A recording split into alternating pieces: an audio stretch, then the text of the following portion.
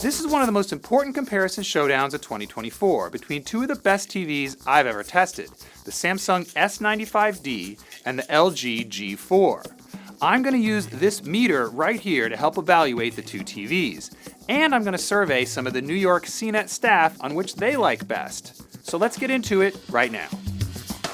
First off, let me tell you what's the same about these two TVs. Both are really expensive, around $3,000 and $3,400 for the 65-inch sizes I reviewed here, although prices will likely fall throughout the year. Both use OLED technology, which delivers the best image quality on the market. Both are super bright, and both deliver higher light output than any other OLED TV we've ever measured. And in a dark room, side by side, you're going to have a really hard time telling one from the other. They're both that good. Of course, there's also plenty of differences between the two. They come in 55, 65, and 77-inch sizes, but LG adds an even larger 83-inch option. LG actually sells a 98-inch version of the G4 as well, but some of the specifications are different from the other four sizes. There are also some pretty major external differences between these two high-end TVs. The LG G4 has what the company calls its gallery design, which is supposed to hug the wall closely when mounted for an almost completely flush look. A stand is included on the 55-inch and 65-inch models, as you can see here. The Samsung S95D is also super thin, but it has a unique design that places all the connections, including HDMI, USB, and even a power cable, in a separate box. A single cable runs from the box to the TV, so you don't have to run any other cables to the TV itself. You can also mount the box on the back of the TV for a more traditional arrangement. Of course, Samsung and LG have their own smart TV menu systems too.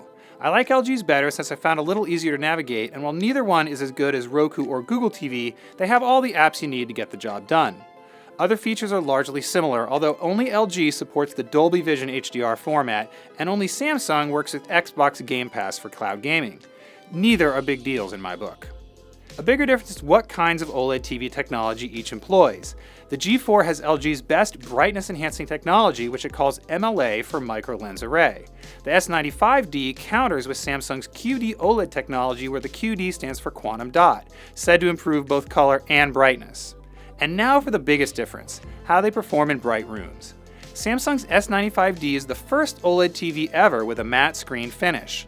The company calls it glare-free, and indeed it does reduce glare overall in our side-by-side testing. That said, it also has its drawbacks.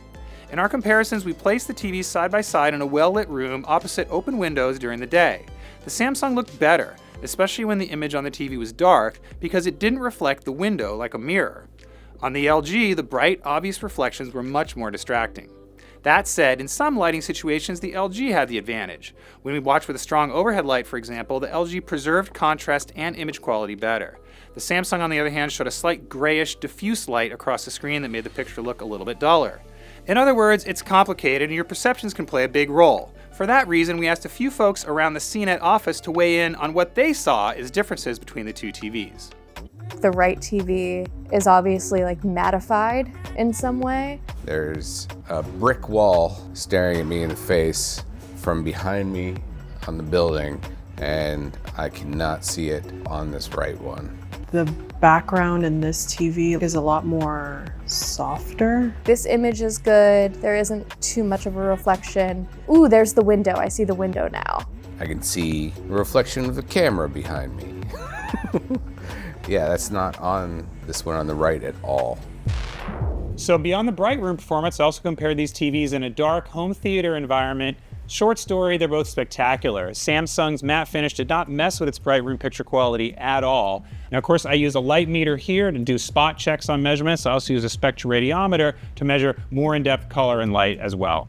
I measured about 1,700 nits in the least accurate picture settings and about 1,500 in the most accurate, so again, two of the brightest OLED TVs I've ever measured. The LG's color accuracy was technically a bit better according to my measurements, but my eye was drawn to the Samsung's less accurate but still very natural looking color. Both TVs were very similar in other areas, including our gaming tests, off-angle viewing, and uniformity. So which one should you choose? If you do most of your viewing in a room without bright lighting, image quality between the two is largely a wash, and you should base your choice on other factors like design, features, or screen size. But in very bright rooms, the Samsung's matte finish gives it an overall advantage, and it's the more versatile TV for all lighting situations between the two.